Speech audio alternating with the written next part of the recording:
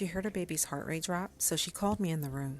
There's a machine in your room that your entire care team watches more than anything else, and most women who go into labor and delivery know nothing about it. The fetal monitor tracks two things: your contractions and your baby's heart rate.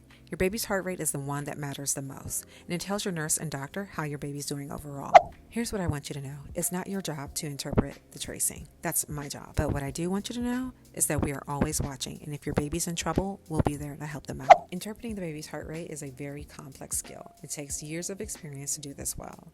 There's a national certification especially for it, and I hold that certification. Your labor nurse and doctors can interpret the baby's heart rate. Doulas and other birth workers, no matter how experienced, typically cannot. And that's not criticism, that's just fact. Besides, doulas can support you in ways that both nurses and doctors and midwives cannot. That is truly their gift and their lane. But interpreting the heart rate matters more than most people realize.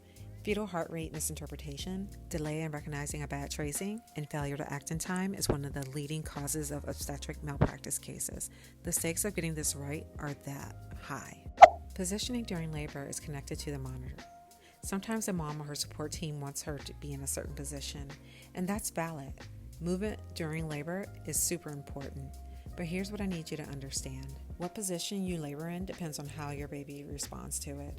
If the tracing shows the baby doesn't like that position, we have to change it. That's not us overriding your preferences, that's protecting your baby. And let's face it, they're calling the shots at 0 days old. What I want for you is simple. I basically want what you want. I want you to trust that someone who is trained and certified is truly watching your baby.